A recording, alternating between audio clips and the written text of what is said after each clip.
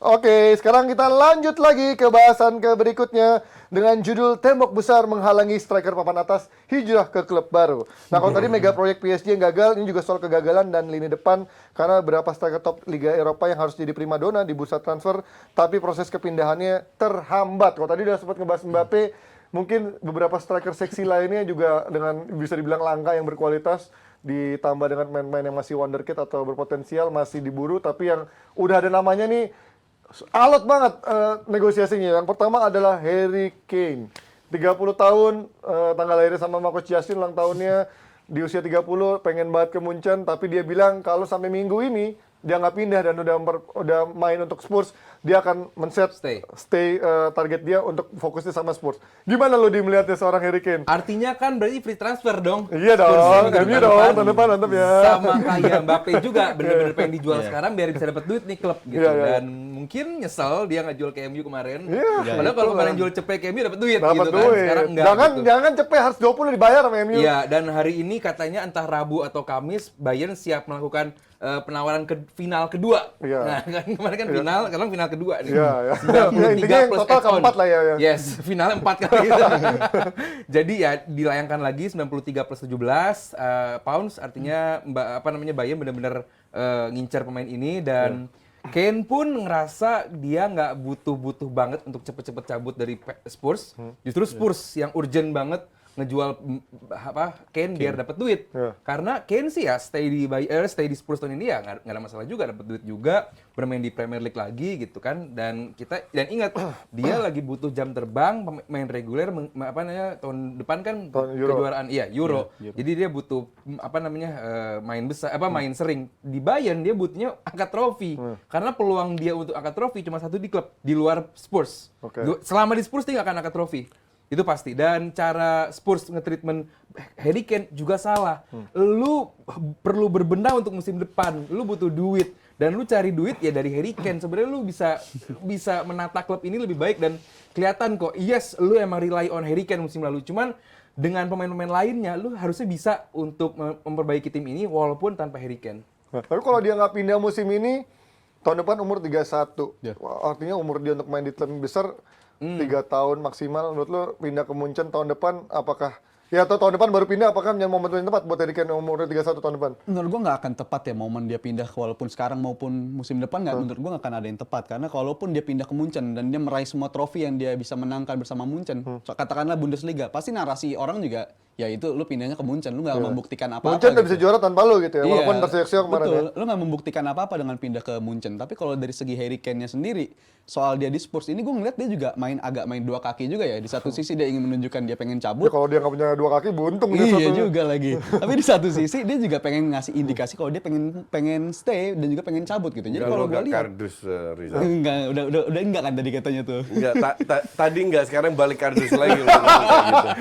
Cepet banget. Tapi kalau gue lihat ya gua rasa Kane ini nggak terlalu punya nyali untuk bisa melakukan transfer That request is not true. cabut. That is not true. Jadi menurut lu dia pengen cabut apa enggak? Menurut lu dia pengen cabut apa enggak? Gua rasa malah makin kesini gue ngeliat dia nggak bakal cabut, dia bakal di Spurs Dia aja untuk musim ini. pengennya nggak cabut. Gue lihat dia begitu. Dia pengen minggu stay. lalu Dia gue pengen mikir stay. dia bakal cabut minggu lalu. Tapi makin kesini makin dekat Premier League mulai, gue ngerasa dia ngasih indikasi kalau dia bakal stay untuk musim depan. Belum terupdate dengan berita terbaru karena lu bacanya berita mainstream yang abal-abal. Jadi berita terbaru itu Kane minta manajernya bilang ke Levy dan ke Munchen keputusan itu this week. Oke, keputusan this week. Kalau seandainya tidak ada keputusan, gue stay 1 tahun. Jadi bukan tidak ada keinginan dari Kane.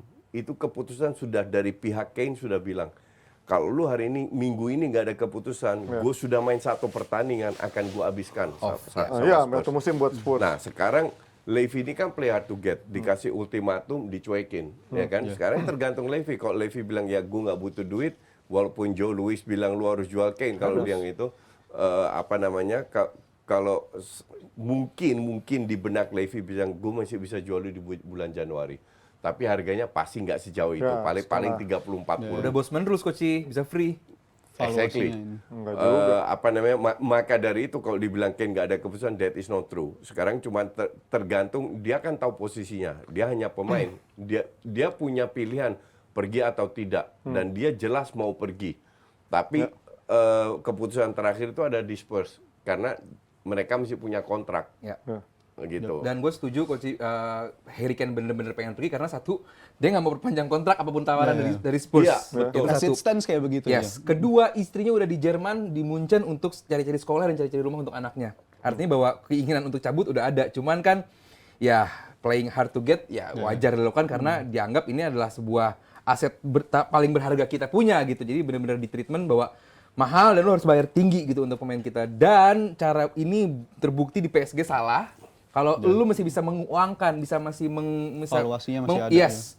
Lu cari duit dari pemain ini, cari duit sebanyaknya. Karena tahun depan atau Januari pun sudah bakal jauh berbeda harganya. Jadi buat gua Harry Kane harus cabut dan Levy harus pinter-pinter di tawaran terakhir Bayern ini harus diterima dan feeling gua harusnya diterima oleh Harry Kane dan juga pihaknya dan juga Kalau Harry Kane maksudnya aman. dari Spurs Iya. diterima untuk dicabut biar dapat duit, biar ada si pelatih baru si Angelo itu dapat Siapan. waktu untuk beli pemain untuk yang Iya. yang dia siapkan untuk musim depan. Enggak, tapi Levy kan nggak pinter. Kalau dia pinter, Spurs sudah menang trofi lah at least. Dia puluhan tahun nggak pernah menang. Ya tapi yang jelas Jadi kalau sepinter apa Levy? Sama kayak Nasser 11-12.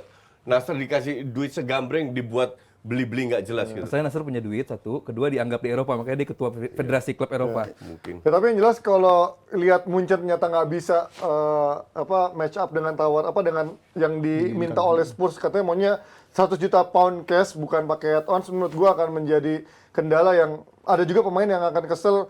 Kok ini kalau tim ini mau ngincer gua, kenapa nggak sisa bayarin 7 juta aja nggak dibayarin gitu kan? Karena isunya kan sempat ada yang bilang Kane mau pakai duit pribadinya lah segala Enggak macamnya.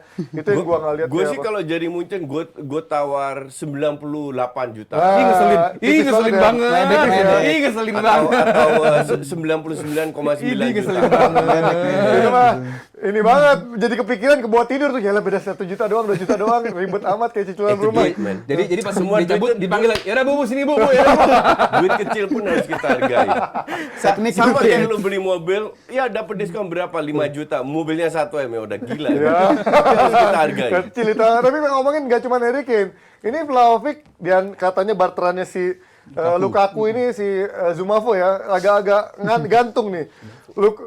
Herman Zumafo main lokal, mirip Lukaku katanya. Ini nasibnya Vlahovic ini tergantung Lukaku dengan harganya yang akan disusulkan berapa oleh Chelsea kepada Vlahovic. Menurut lo seberapa chance besar Vlahovic dengan cederanya seorang Kunku, Vlahovic akan diincar oleh Chelsea dengan barteran Lukaku yang juga harus di-offload, nggak dikasih nomor punggung juga. Ya menurut gue Chelsea udah nggak ada pilihan selain offload Lukaku, dan kita lihat sendiri di market striker itu sangat-sangat minim sekarang. Walaupun banyak tapi untuk profil-profil tertentu kan minim, dan gue rasa Vlahovic ini profil yang tepat untuk jadi ujung tombak di Chelsea karena kita tahu Pochettino suka dengan striker yang punya postur-postur macam tinggi-tinggi kayak Vlahovic itu. Dia pernah sukses bersama Harry Kane, di Southampton juga pernah sukses ngelakuin itu walaupun di PSG nggak terlalu kelihatan.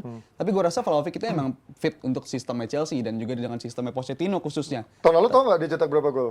Minim lah, minim. Sama sama Lukaku. Nggak beda jauh kayak 10 ini. gol. Oh, Siapa? Vlahovic. di liganya, di Liga Italia kan. Tapi kalau gue lihat dia nggak dimanfaatkan dengan sebagaimana mestinya di sistemnya Allegri. Kita tahu seberapa buruknya sistem Allegri dalam. Fiorentina juga biasa aja. Ya tapi itu breakthrough lah di musim-musim lumayan lah. akhirnya Fiorentina dia sempat Lu breakthrough. percaya gue lah, Vlahovic kalau main di Arsenal Iya, kalau Arsenal. top banget, cocok banget. Agendanya itu. Nggak, agendanya ke sana. Tapi gue rasa ini cocok-cocok aja ke Chelsea, tapi dengan valuasi harga yang gue lihat juga di marketnya sekitar 30-40, gue rasa ya cocok-cocok aja. Chelsea nggak pikir 2 kali untuk harga segitu, gue rasa. 80, tapi kalau sama Lukaku Iya, tambah 40 Chelsea nggak ya. mau beli. Kan Chelsea gue udah nggak- bilang. Nggak mau Tapi beli. baru Kan lagi ada omongan kemarin itu. konkret Enggak. katanya. Nanti Coach belum update. Juve yang enggak. Juve yang mau beli. Chelsea enggak. Enggak dong. Juve Juve yang nggak mau punya duit buat beli. barter. Iya, iya. Juve yang mau barter, Chelsea-nya nggak Oh, yang mau. inisiasi Juve. Iya. Ya, Chelsea-nya Tapi nggak Chelsea-nya mau- nolak. nggak mau Chelsea nambah Sama-sama nggak ada yang minta mau bayar. cash. Chelsea minta cash. Dan Dia nggak mau update- bayar. Jadi yang nggak update siapa, kalian atau gue? Kalau update kemarin banget sih, board Juventus mengatakan dia nggak yakin dengan prospek dengan memiliki Vlahovic untuk menghadapi musim depan bisa mengantarkan trofi-trofi lagi. Iya, makanya si mau boardnya dijual itu. kan. Iya, Tapi Chelsea-nya nggak mau. Iya, jadi mengharapkan efek domino aja nih dari antara Iya. tim-tim yang terlibat di antara Juventus dan Chelsea ini terkait ke PSG kebijakan lagi dia soal Vlahovic. Lukaku. Enggak, intinya adalah ini harga harus turun karena kemahalan. Dan menjelang deadline ini akan turun terus. Makanya ditunggu sama Edu. Lebih nggak mungkin Arsenal lah. lagi Nanti jadi. ada Ntar bener, plot twist. ntar bener pada ini. Iya, ya. ntar plot twist. Tapi yang gue kaget tiba-tiba manuver kan tadi sempat ada isu Vlahovic ke PSG setelah ada Ya. fans yang ngancam 3 jari itu tiba-tiba muter ke Gonzalo Ramos. Tapi Gonzalo Ramos yang katanya 80 juta ternyata dipinjam dengan opsi pembelian di tahun depannya permanen 80 juta. Menurut lo Gonzalo Ramos hebat apa? Coach yang kemarin katanya dibilang the next apa? Ya 11-12 sama Nunes lah. Nunes kan diangkat-angkat juga, iya kan? Striker pengganti Ronaldo di timnas Portugal, habis itu nggak dipakai lagi. Gue nggak ngerti. Iya, kenapa. iya betul. Ya kan? Ya itulah. Ini kembali menunjukkan kalau lu beli Gonzalo Ramos fine, Iya. tapi nggak dengan harga segitu. 80, Mahalan 70, 80 Ngerti nggak? juga ya, gila. Ya 30-40 lah, oke. Iya, Sama iya. kasusnya kayak Nunes. Dalam arti di Liga Portugal oke, kelihatan oke, tapi ya lu harus merasakan. Dan gue nggak heran kalau PSG beli. Iya. Karena PSG ya selama Nasser yang pegang ya akan gitu-gitu aja, keluar duit banyak untuk Dia Deadwood. malas compete sama klub lain mungkin dan juga ya udah yang penting kita punya striker dulu nih. Karena kan nggak ada gitu kan. Ya itu kan bad PSG banget. management kan. Iya itu PSG banget. Iya, itu PSG banget. Cuman kan kita lihat, we give them the benefit of the doubt. Ya. Apakah mereka berubah atau tidak.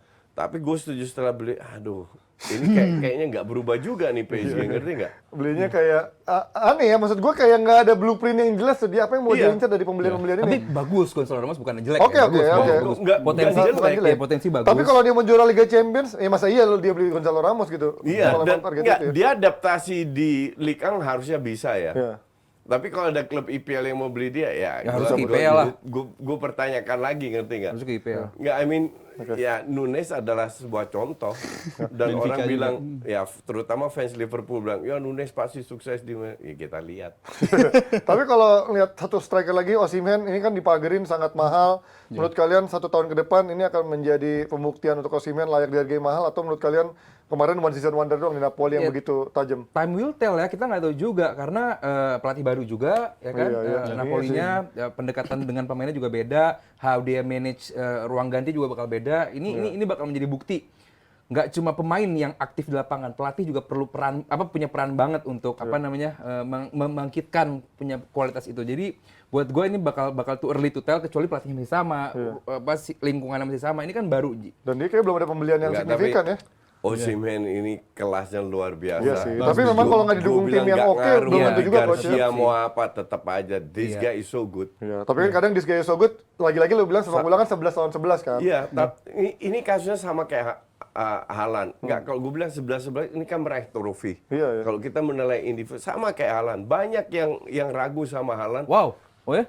di Bundesliga ke IPL iya. sama dibanding sama Sancho. Sancho mah dari awal gue udah bilang flop 30 juta. Lu boleh cek di DPI 2 tahun yang lalu. Ya kan gue udah bilang begitu dan terbukti. Haaland pun gue bilang minimal 20 gol. Terbukti juga. Lu harus bisa ngelihat pemain ini dan untuk gue Osimhen selevel sama Haaland. Tapi menurut gua lu Dia terlalu beda tipe ya? terlalu Beda prematur tipe. sih bandingin Sancho sama Haaland sih karena Sancho bukan gol getter Nggak, pertama. bukan. Enggak, kedua Sancho pindah ke MU yang menurut gua lagi transisi. Siapapun pemain-pemain yang lu puja kayak Bukan. Depay, bukan. Haaland Maria. kalau ke MU tetap begitu kata gua gue. bilang di Haaland ke MU pun juga akan downfall sih menurut gua ya. Oh enggak, tetap bagus menurut gue. Enggak, menurut gua bagus. akan jelek. Enggak. Turun. Enggak Tetap akan 30 bagus. gol. Enggak akan 30 gol. Siapa yang supply? Sancho, 30 Rashford, mungkin Bruno, enggak. Enggak, Bruno doang. 30 mungkin enggak, tapi at least dia bisa Iya, cetak ya, banyak kualitas dia gol. nggak akan bagus, nggak akan turun. Oke, Tapi sekarang Sancho lu taruh City, lu pikir bagus? bisa juga. Nggak bakalan. Loh, Grealish tuh bilang skillful no vision, tapi bisa bagus buktinya. Nggak bagus, dia punya berapa kali Grealish iya, tapi nyatanya Pep berapa bisa kali memberikan kontribusi, Grealish kan? ngelewatin lawannya di City? Nol.